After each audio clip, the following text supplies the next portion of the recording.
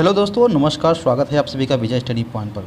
दोस्तों, आज हम गणित के कुछ और इम्पोर्टेंट क्वेश्चंस पर डिस्कस करने वाले हैं और उन्हें सॉल्व करने वाले हैं कि किस तरह से बिना पेन उठाए किसी भी गणित के क्वेश्चंस को एग्ज़ाम हॉल में सॉल्व किया जा सकता है, केवल थोड़ा सा दिमाग का यूज करके। ठीक है, तो वीडियो में आगे बढ़ने से पहले आप सभी भाइयों से एक रिक्वेस्ट है कि जो भी भाई हमारे चैनल पर नए हो और चैनल को सब्सक्राइब नहीं किए हैं तो प्लीज़ आप चैनल को सब्सक्राइब कर लें और बेल आइकन को ऑल पर क्लिक कर लें, जिससे कोई अगला वीडियो अगर चैनल पर अपलोड किया जाता है तो उसकी नोटिफिकेशन आपके पास पहुंच जाए।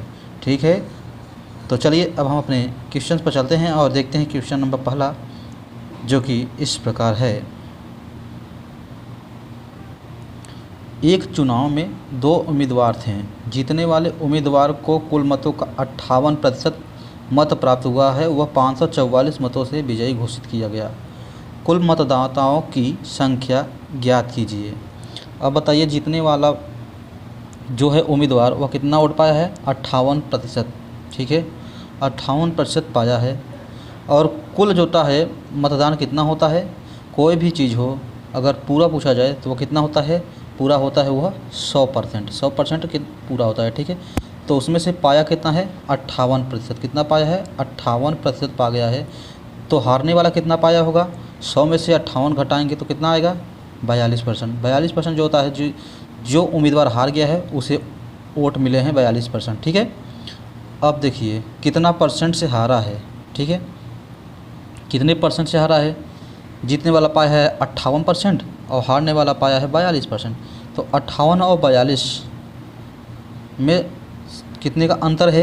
तो वो हम देख लेते हैं। 58 और 42 में 16 का अंतर हमें दिखाई दे रहा है। कितने का? 16 का। ये सब आप अपने दिमाग में भी कर सकते हैं, लेकिन आपको समझाने के लिए हम इसे लिख रहे हैं। ठीक है, जिससे आप लोग को पूरी तरह से समझ में आ जाए। ठीक है, कितने परसेंट का अंतर है? 16% का अंतर है। और यह अंतर जो होता है कितने वोटों के बराबर है? जो कि दिया है, यही अंतर से वो जीता होगा। और वह अंतर कितना है? 544। 544 वोटों से ही जीता है ना। तो 16% की वैल्यू 544 है। कितना है? 544 है, क्योंकि इतने परसेंट ही तो वो वोट ज़्यादा पाया है, 16%। और वोटों में देखा जाए तो 544 है।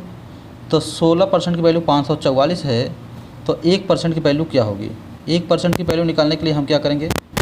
544 में 16 से भाग दे देंगे। ठीक है, क्योंकि 16% की वैल्यू 544 है। तो 16 से इसको हम डिवाइड करेंगे तो हमारा क्या आ जाएगा? 34 आ जाएगा। 1% की वैल्यू कितना है?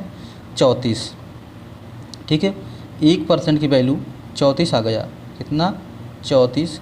तो आप बताइए पूरा मतदान कितना होगा? 100%। ठीक है, पूरा मतदान कितना होता है? 100%। तो 100% की वैल्यू क्या आ जाएगी? 1% की वैल्यू 34 है तो 100% की वैल्यू 100 से मल्टीप्लाई कर देंगे, बस 3400। ठीक है, तो 3400 यही हमारा उत्तर होगा। यही पूछा है पूरा मतदान कितना हुआ है, तो 3400 हुआ है। ठीक है, तो 3400 की किस ऑप्शन है? ऑप्शन नंबर ए में है। आप option A is right answer of this question. ठीक है, 3400 पूरा मतदान कितना हुआ था? 3400 हुआ था। ठीक है, तो चलिए अब चलते हैं अगले क्वेश्चन पर। क्वेश्चन नंबर दूसरा देखते हैं।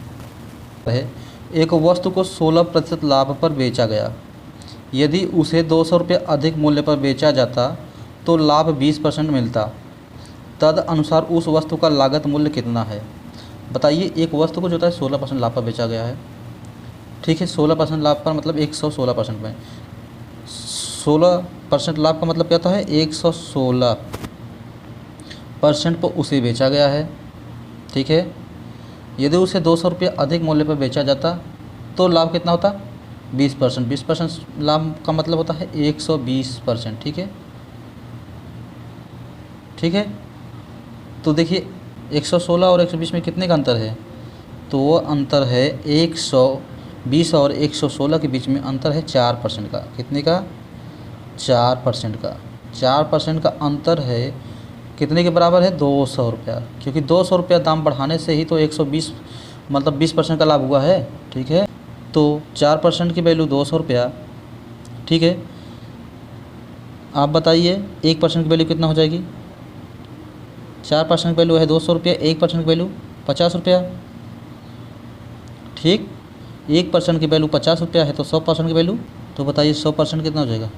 5000। क्योंकि 100 से मल्टीप्लाई इसमें हो जाएगा ना, तो 2 जीरो पड़ जाएगा 5000। यही होगा आपका answer, option A is right answer of this question. ठीक है, चलिए आगे चलते हैं और अगला क्वेश्चन देखते हैं। क्वेश्चन नंबर 3 को, एक चिड़ियाघर में मोर और चीता है। यदि उनके सिरों की संख्या जो है 400 है और पैरों की संख्या 1160 है, तो चिड़ियाघर में मोरों की संख्या ज्ञात कीजिए। देखिए, सिरों की संख्या मतलब उन दोनों की पूरी संख्या दी गई है। सिर सभी को एक ही सिर होता है ना, तो भाई 400 सिर हैं, तो मतलब पूरी संख्या कितनी है 400 है। दोनों को मिलाकर कितने हैं 400 है। और पैरों की संख्या कितनी है 1160 है।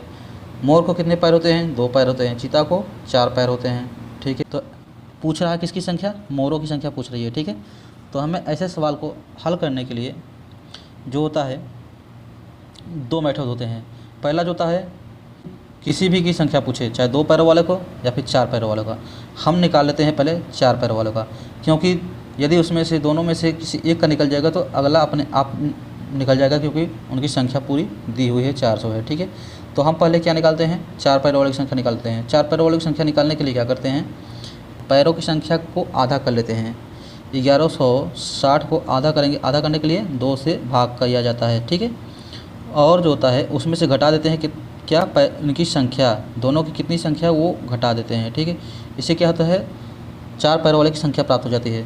देखिए, पैरों की संख्या का आधा करेंगे और उनकी टोटल संख्या को उसमें से घटा देंगे, तो 1160 का आधा कितना होता है बताइए। 1160 का आधा 580 है ना, माइनस 400 करेंगे। 580 में से अगर 400 घटाएंगे आप तो क्या आएगा बताइए। 580 में से 1160 का आधा क्या होता है 580।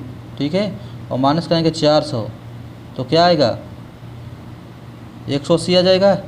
ये क्या है 4 पैरों वाली संख्या निकालने की। ठीक है, 4 पैरों वाली संख्या निकल गई। अब बताइए हमें 4 पैरों वाली संख्या निकल गई है और टोटल संख्या 400 है, तो 2 पैरों वाली संख्या क्या हो जाएगी भाई। सीधी सी बात है, 400 में से 180 घटा देंगे तो हमें 2 पैरों वाली संख्या प्राप्त हो जाएगी कि नहीं। ठीक है, तो 2 पैरों वाली संख्या क्या आ जाएगी, 400 में से 180 गया तो क्या आएगा 220। ठीक है, 220 किस में है ऑप्शन बी में। ठीक है, इस तरह से option B is right answer of this question. ठीक है, करना क्या है देखिए, अब बिना पेन उठाए क्या कर सकते हैं। सबसे पहले क्या करेंगे, जो पैरों की संख्या दी है 1160 उसे करेंगे आधा कर देंगे। आधा करने के लिए 2 से भाग करना पड़ता है, आप लोग जानते हैं। 2 से भाग करेंगे तो क्या आ जाएगा 580। 580 में से 400 को घटा देंगे, कितना बचेगा 180। 180 क्या हो जाएंगे चीता हो जाएगा। ठीक है, ये 4 पैरों की संख्या हो गई। ठीक है, 180। अब 180 जब चीता हो जाएंगे तो मोरों की संख्या क्या हो जाएगी, 400 में से 180 घटा देंगे 220। ये बिना पेन उठाए आप कर सकते थे दिमाग में। ठीक है, हमने लिखा था केवल आपको समझाने के लिए। अब देखिए एक और मेथड होता है। देखिए दूसरा मेथड क्या होता है, दूसरे मेथड में यह किया जाता है कि जिसकी संख्या पूछी है उसे हम भूल जाते हैं और टोटल मान लेते हैं जो अगला दिया है। जैसे चीता, यहाँ पर हम चीता को पूरा मान लेंगे कि चीता पूरा 400 है, तो पैरों की संख्या कितनी हो जाएगी। एक चीता के पास 4 पैर है, तो 400 में 4 का गुणा करेंगे, क्योंकि पूरी संख्या कितनी है 400। तो 400 में हम 4 का मल्टीप्लाई जब करेंगे तो कितना हो जाएगा पैरों की संख्या 1600 हो जाएगा। टोटल पैरों की संख्या कितनी आ जाएगी अगर हम पूरा चीता मान लेते हैं 1600, जबकि दिया कितना है 1160 दिया है। 1160 दिया है, 1160 को 1600 में से घटाएंगे कितना आएगा, तो आएगा या 400 आपका 40। ठीक है, 440 हो जाएगा। 1600 में से 1160 को घटाएंगे कितना आएगा 440। 440 पैर जो है ज़्यादा आ रहे हैं। ये पैर ज़्यादा क्यों आ रहे हैं, क्योंकि हमने पूरा चीता मान लिया है जबकि उसमें कुछ मोर थे। ठीक है, 440 पैरों की संख्या ज़्यादा आ रही है। तो ये 440 जो होता है क्यों ज़्यादा आ रहा है, क्योंकि हमने पूरा चीता मान लिया है। ठीक है, क्योंकि इसमें कुछ मोर भी हैं। तो चीता के पैर मोर से, एक चीता के पास 4 पैर होते हैं और मोर के पास 2 पैर होता है, तो कितने पैर ज़्यादा होते हैं 2 पैर। 2 पैर से डिवाइड कर देंगे इसको तो क्या आ जाएगा 220। 220 जो है यही मोरों की संख्या हो जाएगी। ठीक है, क्या है ये मोरों की संख्या है। Option B is right answer of this question. ठीक है, तो बस आज के लिए इतने ही क्वेश्चन थे। ठीक है, यदि वीडियो अच्छी लगी हो और हमारे पढ़ाने का मेथड आपको अच्छा लगा हो तो प्लीज़ आप हमें सपोर्ट करिए और हमारे चैनल को सब्सक्राइब कर लिए तथा बेल आइकन को भी ऑन कर लीजिए, जिससे कोई अगला वीडियो का चैनल पर अपलोड किया जाए तो उसकी नोटिफिकेशन आपके पास पहुंच जाए। ठीक है, तो चलिए चलते हैं। वीडियो देखने के लिए आप सभी को बहुत बहुत धन्यवाद।